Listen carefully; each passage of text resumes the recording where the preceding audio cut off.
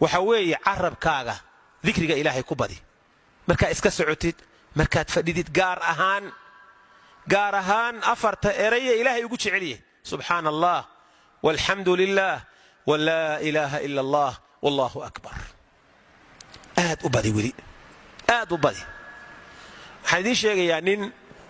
magaalada jooga baanu mar ii yimi markaas wuxuu igu yidhi muddo 11 sanaan reer leeyahayoo carruur ma lihi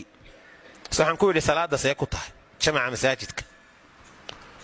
markaasuu igu warniyow jamaca masaajidka 5 salaadood waxaa dhici karta inaan 2 ku tukado ama 3 inta kalena ama meheradaan isaga tukadaa ama guriga waqtigeeda ma tukataa may wallaahi isagoo mar dambaan iska tukadaa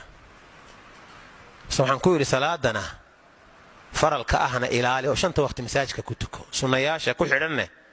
salaadaha la socdana badso sunnayaasha caadiga ana badso awlaad ma rabtaa wiilal iyo gabdho saa ku heli lahayd ma kuu sheegaa kasurha ii sheeg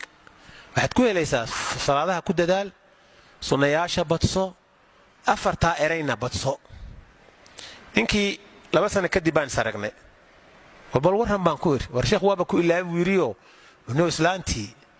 gabadh iyo wiil mataanaaba ay dhashay 11 sano waxba ima dhalin biir markuu cibaadadii laban laabay wardigiina badiyay salaadihii faralkii sunnadiina badiyay waxba la siiyay subhanahu wa ta'ala ninka dhalinyarada wuxuu igu yiri sheekh ilaa 3 gabdhood baan ismehersanay 2 anigoo aan dhisan baan kala boodnay guurkii waa iga xumaaday tii saddexaad haddaanu kala tagnay ninka dhalinyarada oo macallimkaan ahayo wax yar baan isku hagaajiyaayo markaan mid ku ruqaansadaba way iga kala daadataa hadda khaati baan joogaayo guurkiiba inaan iska daaya ahays maxaa yeelay muddo hadda 5 sano ah waxoogaa markaan isku hagaajiyaba mid baan guursadaayo tiiba waa iga waxaysantaa haye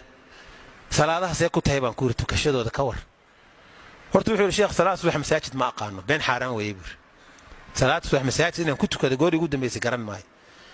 waxaan tukadaa goor dambe 6 iyo 5 iyo dheeraad baan tukadaa salaada casr masaajid kuma tukado laakiin maghribka iyo waa ku tukadaa duhurka iyo cishahana mar waa ku tukadaa marna kuma tukado salaatul leylna waligayba hal habeen baan tukaday bir waligayba ayadoon rabadaan ahayn rabadaan taajku waan tukan jiray bir laakiin rabadaan ayadoon ahayn waligay hal habeen baan tukaday habeenkaana qola ducaadaan raacay oo safar ahayd oo iskala tukaday aan ma tukan jirin bir waxaan ku yiri marabtaa in guurkuna ku hagaago wax ku hagaagaan 5 salaadoodna masaajidka ku dadaal sunnayaasha badso waxaad ku mashquulaysaa jooji erayada wardiga ahna badso ma kula tahay ninkii inuu hadda la wiilay gabar leey magaalada degan yahayo islaam guursaday islaam wiilal ladan buu guursaday guriyalaho lacag leh